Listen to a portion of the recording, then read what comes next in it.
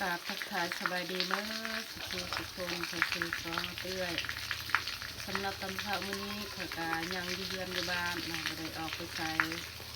ก็คือเขาปรับทอนเขาสักเครื่องนุ่งนี่แหละนี่แต่ว่าเขาก็หาเวลาโอกาสมันไม่ได้เข้าปากเขาให้พักทอนสักเครื่องของนี่แหละ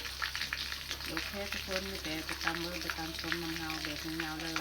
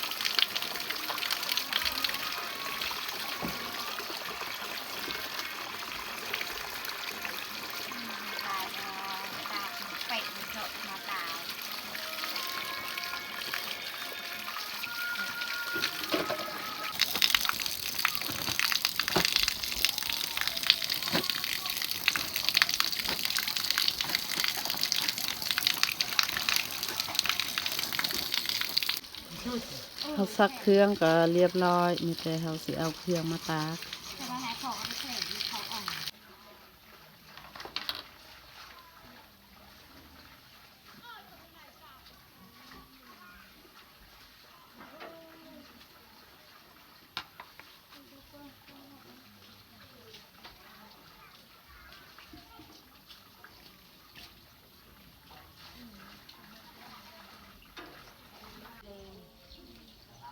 เรียบร้อยเขาตากเครื่อง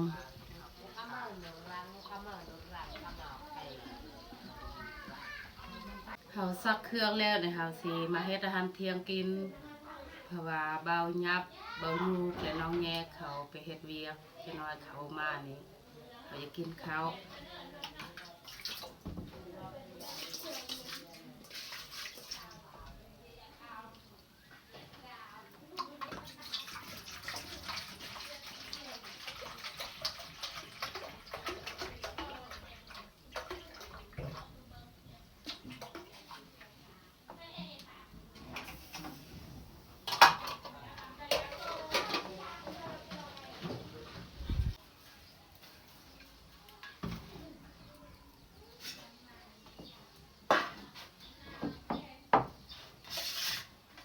เอาซีนมาซอย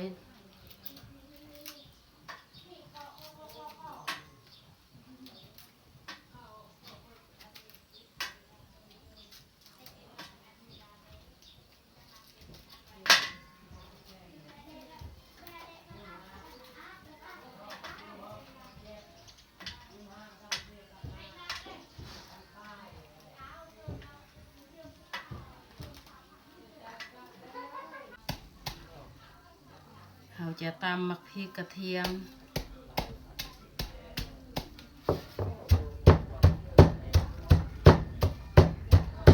เ เอาข้าวสารเจ้ามาต้ม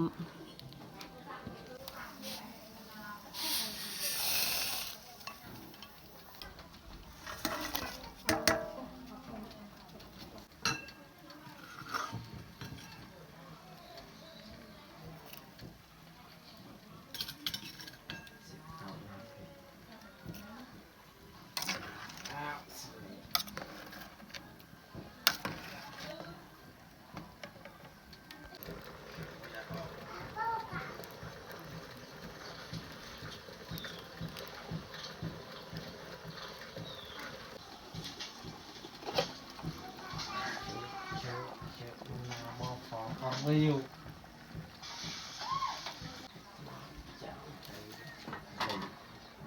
เอาผักมาใส่เพราะว่าผักนี่มันแก่เราต้องต้มด้น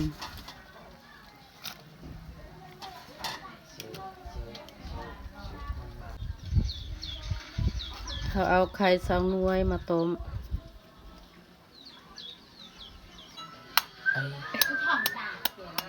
cái đầu xào Lại cái chụp mọc mình thọ bọc siêu mày cái đồng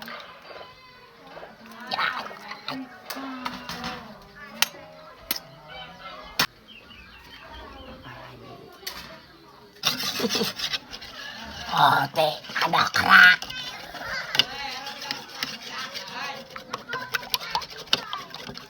kahaj dài แจ่ว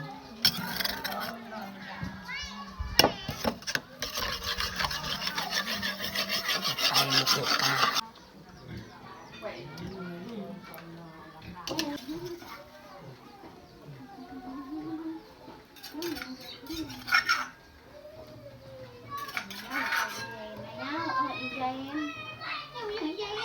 trời ông ta cái nhà hết về về em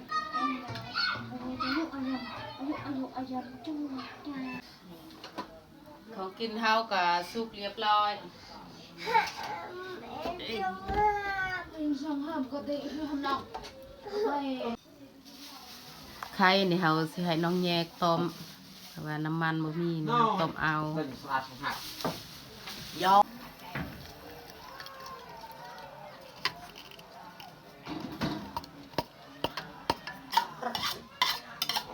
bao vin có ra nè bên này là con nó đăng mà này làm như này xong không kinh cầu ให้หยับตำส้มอีกส้มมะม่วงปลาที่เฮาเก็บเมื่อวาน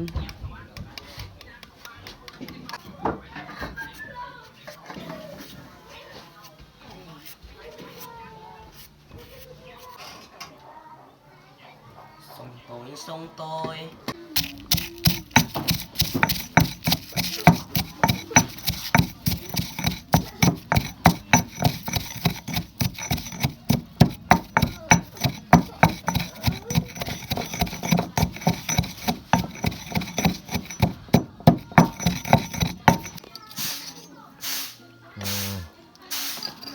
สูตรสไตล์แบบ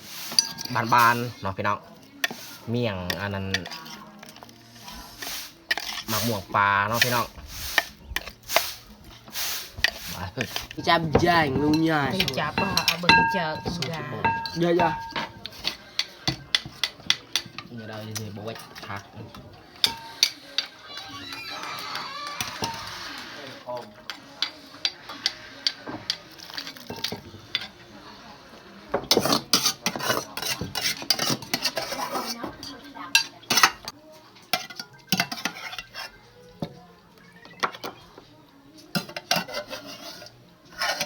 là ngày sáng sang thang ăn ngay được bật hình bà thật bao nhiêu cái đó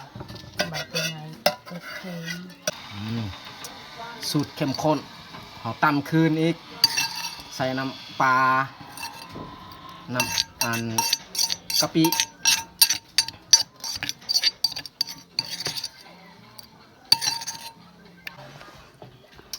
เรียบร้อยนะสำหรับอาหารเที่ยงของเฮา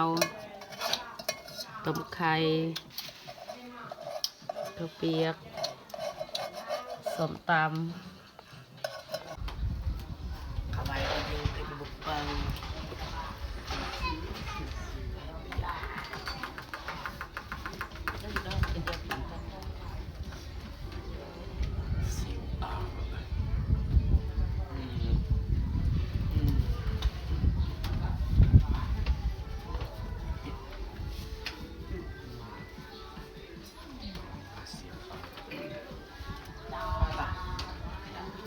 ตอนนี้พวกเขาก็ได้มานั่งรวมทานกินข้าวอยู่กำลังเฮือนใหญ่ส่วนเบายับเบาโยกเดี๋ยวน้องแยกก็มาแต่เฮ็ดเวียกเอามาพี่น้องมากินข้าวเที่ยงน้ำกัน มาแซ่บน้ำกัน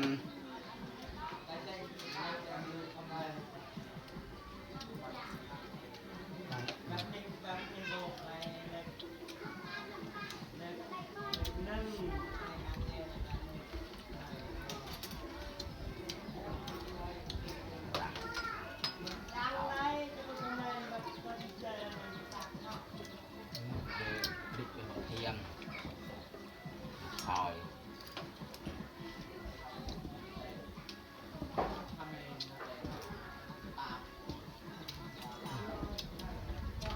ผักข้าวมันตับ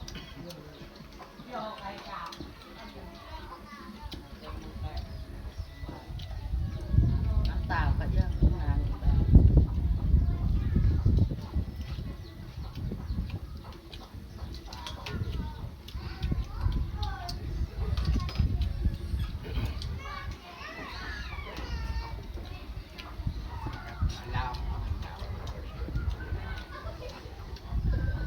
กินฝืดด้วย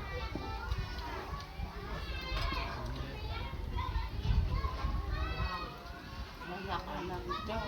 ปลาล้างมาก็ดูหลายอย่างหลายอย่าง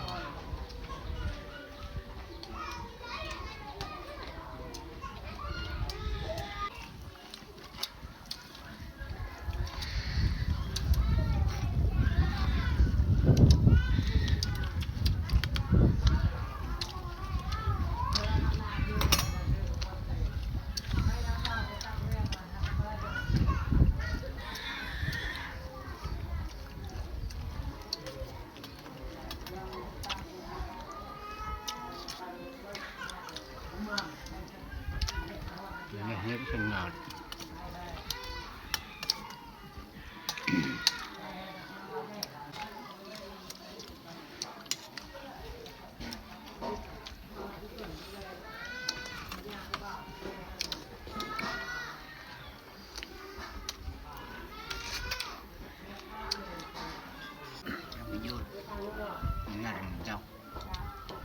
วันไหน